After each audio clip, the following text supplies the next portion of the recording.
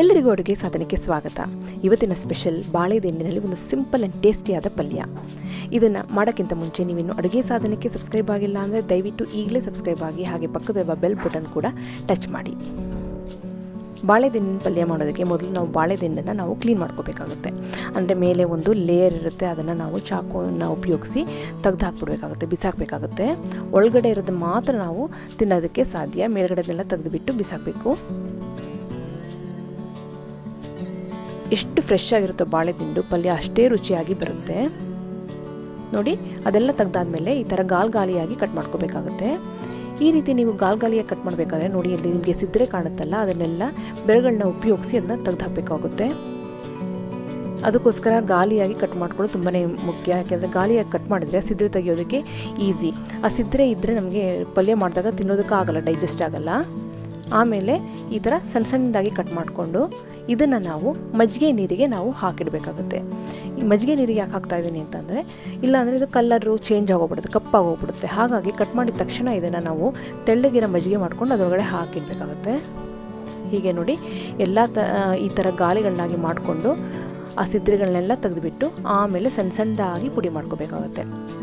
ಗಾಲಿಗಳಾಗಿ cut ಮಾಡಿದರೆ ಮಾತ್ರ ಸಿದ್ರೆ ತೆಗಿಯೋಕ್ಕಾಗೋದು. ಉದ್ದುದ್ದಾಗ cut ಮಾಡಿಬಿಟ್ರೆ ಏನಾಗ್ಬಿಡುತ್ತೆ ಅಂದರೆ ಸಿದ್ರೆ ಅಲ್ಲೇ ಸುತ್ಕೊಬಿಡುತ್ತೆ. ಪಲ್ಯ ಮಾಡೋದಕ್ಕೂ ಆಗಲ್ಲ, ಮಾಡಿದ್ದು ತಿನ್ನೋಕ್ಕೂ ಆಗಲ್ಲ, ಈ ಸಿದ್ರೆ ಡೈಜೆಸ್ಟ್ ಆಗಲ್ಲ.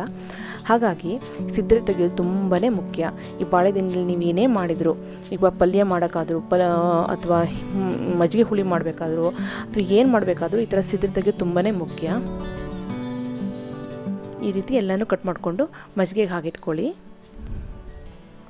ಈಗ ನೋಡಿ ಎಲ್ಲ ರೆಡಿಯಾಗಿದೆ, ಬೆಳ್ಳಗಿದೆ ಬಾಳೆದಿಂಡು. ಸಣ್ಣ ಸಣ್ಣದಾಗಿ ಕಟ್ ಮಾಡಿ ಇಟ್ಕೊಂಡಿದ್ದೀನಿ, ಮಜ್ಜಿಗೆಗೆ ಹಾಕಿಟ್ಕೊಂಡಿದ್ದೀನಿ. ಸಿದ್ರೆ ಎಲ್ಲ ಎಷ್ಟಾಗುತ್ತೋ ಅಷ್ಟೆಲ್ಲ ತೆಗೆದು ಹಾಕಿದ್ದೀನಿ. ಈಗ ನೋಡಿ, ಒಂದು ಬಾಂಡಿನಲ್ಲಿ 1 ಸ್ಪೂನಷ್ಟು ಎಣ್ಣೆ ಹಾಕಿಬಿಟ್ಟು ಅದಕ್ಕೆ ಸಾಸಿವೆ ಸೇರಿಸ್ತಾ ಇದ್ದೀನಿ. ಹಾಗೆಯೇ ಸ್ವಲ್ಪ ಉದ್ದಿನ ಬೇಳೆನೂ ಸಹ ಸೇರಿಸ್ಬಿಟ್ಟು, ಹಾಗೆಯೇ ಸ್ವಲ್ಪ ಜೀರಿಗೆನೂ ಸೇರಿಸಿ, ಜೊತೆಗೆ 1-2 ಕೆಂಪು ಮೆಣಸಿನ್ಕಾಯಿ ಹಾಕ್ಕೊಂಡು ಒಗ್ಗರಣೆನ ರೆಡಿ ಮಾಡ್ಕೊಂಡಿದ್ದೀನಿ. ಸ್ವಲ್ಪ ಕರಿಬೇವಿನ ಸೊಪ್ಪನ್ನು ಸಹ ಒಗ್ಗರಣೆಗೆ ಸೇರಿಸಿ, ಹಾಗೆಯೇ ಸ್ವಲ್ಪ ಇಂಗನ್ನು ಸಹ ನಾನಿಲ್ಲಿ ಸೇರಿಸ್ತಾ ಇದ್ದೀನಿ. ಎಲ್ಲನೂ ಚೆನ್ನಾಗಿ ಬಾಡಿಸ್ಕೊಳ್ಳಿ.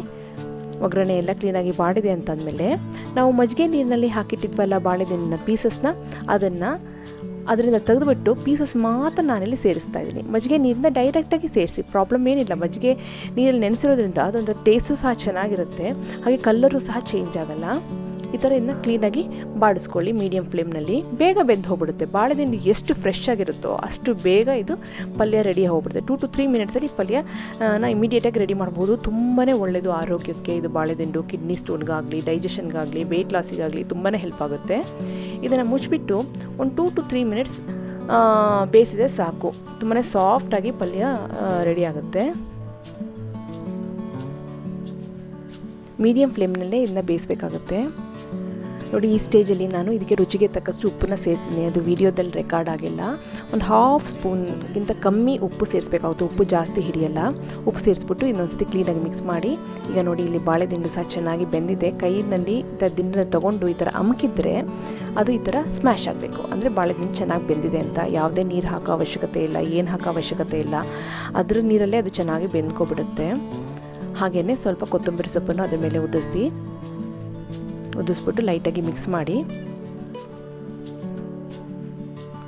ಇಲ್ಲಿ ಸ್ವಲ್ಪ ಕಾಯಿ ತುರಿನ ಸೇರಿಸ್ತಾ ಇದ್ದೀನಿ. ಫ್ರೆಶ್ ಆಗಿರೋ ಕಾಯಿ ತುರಿ ಸೇರಿಸ್ಬಿಟ್ಟು ಇದನ್ನು ಮಿಕ್ಸ್ ಮಾಡಿ. ಅಷ್ಟೇ, ಪಲ್ಯ ರೆಡಿ ಆಯಿತು.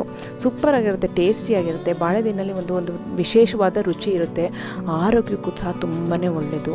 ಕಿಡ್ನಿ ಸ್ಟೋನಿಗೆ, ಡೈಜೆಷನ್ನಿಗೆ, ಇಮ್ಯುನಿಟಿ ಇನ್ಕ್ರೀಸ್ ಮಾಡೋದಕ್ಕೆ, ವೆಯ್ಟ್ ಲಾಸಿಗೆ ಅದು ತುಂಬಾ ಒಳ್ಳೆಯದು. ಈ ಥರ ಕಟ್ ಮಾಡೋಕ್ಕೆ ನಿಮಗೆ ಟೈಮ್ ಇಲ್ಲ ಅಂತಂದರೆ ಹಾಪ್ಕಾಮ್ಸಲ್ಲಿ ಬಾಳೆದಿಂಡು ಕಟ್ ಮಾಡಿ ಪ್ಯಾಕೆಟಲ್ಲಿ ಹಾಕ್ಬಿಟ್ಟು ಸೇಲ್ ಮಾಡ್ತಾರೆ. ಸೂಪರ್ ಮಾರ್ಕೆಟ್ಸಲ್ಲಿ ಸಿಗುತ್ತೆ. ಅದನ್ನು ತಂದುಬಿಟ್ಟು ಸಹ ಈ ಥರ ಪಲ್ಯ ಮಾಡ್ಕೋಬೋದು. ತುಂಬಾ ರುಚಿಯಾಗಿರುತ್ತೆ. ಸಾಂಬಾರ್ ಜೊತೆ, ಕರ್ಡ್ ರೈಸ್ ಜೊತೆ, ರಸಮ್ ರೈಸ್ ಜೊತೆ A1 ಆಗಿರುತ್ತೆ ಈ ಬಾಳೆದಿಂಡಿನ ಪಲ್ಯ. ರುಚಿಯಾದ ಬಾಳೆದಿಂಡಿನ ಪಲ್ಯ ರೆಡಿಯಾಗಿದೆ. ಈಸಿಯಾಗಿ ಇದನ್ನು ಒಂದು 10 ಮಿನಿಟ್ಸಲ್ಲಿ ನಾವು ರೆಡಿ ಮಾಡಬಹುದು. ಆರೋಗ್ಯಕ್ಕೂ ಸಹ ತುಂಬಾ ಒಳ್ಳೆಯದು. ಇವತ್ತು ನಾನೊಂದು ಸಿಂಪಲ್ಲಾಗಿ ಪಲ್ಯ ಮಾಡಿ ತೋರಿಸಿದ್ದೀನಿ. ಆದರೆ ಬಾಳೆದಿಂಡನ್ನು ಉಪಯೋಗಿಸಿ ಹುರುಳಿಕಾಳು ಜೊತೆ ಬಸ್ಸಾರು ಮಾಡ್ಬೋದು. A1 ಆಗಿರುತ್ತೆ.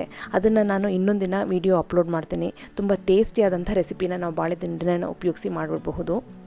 ಆರೋಗ್ಯಕ್ಕೆ ತುಂಬಾ ಒಳ್ಳೆಯದು ಇದು. ಅಟ್ಲೀಸ್ಟ್ ವೀಕ್ಲಿ ಒನ್ಸ್ ಇದನ್ನು ತೊಗೊಂಡ್ರೆ ಕಿಡ್ನಿ ಸ್ಟೋನ್ಸಿಂದ ಆಗಲಿ, ಕಿಡ್ನಿ ಪ್ರಾಬ್ಲಮ್ಸಿಂದ ಆಗಲಿ ಇದನ್ನ ದೂರ ಇರ್ಬೋದು. ವೆಯ್ಟ್ ಲಾಸಿಗೂ ಸಹ ತುಂಬಾ ಒಳ್ಳೆಯದು ಅಂತ ಹೇಳ್ತಾರೆ ಇದು ಬಾಳೆದಿಂಡು. ನಿಮಗೆಲ್ಲ ಈ ರೆಸಿಪಿ ಇಷ್ಟ ಆಗಿದೆ ಅಂತ ಅಂದ್ಕೊಂಡಿದ್ದೀನಿ. ಖಂಡಿತವಾಗ್ಲೂ ಟ್ರೈ ಮಾಡಿ. ಹಾಗೆ ನೀವು ಅಡುಗೆ ಸಾಧನಕ್ಕೆ ಸಬ್ಸ್ಕ್ರೈಬ್ ಆಗಿಲ್ಲ ಅಂದರೆ ದಯವಿಟ್ಟು ಈಗಲೇ ಸಬ್ಸ್ಕ್ರೈಬ್ ಆಗಿ, ಪಕ್ಕದ ಬೆಲ್ ಬಟನ್ ಕೂಡ ಟಚ್ ಮಾಡಿ.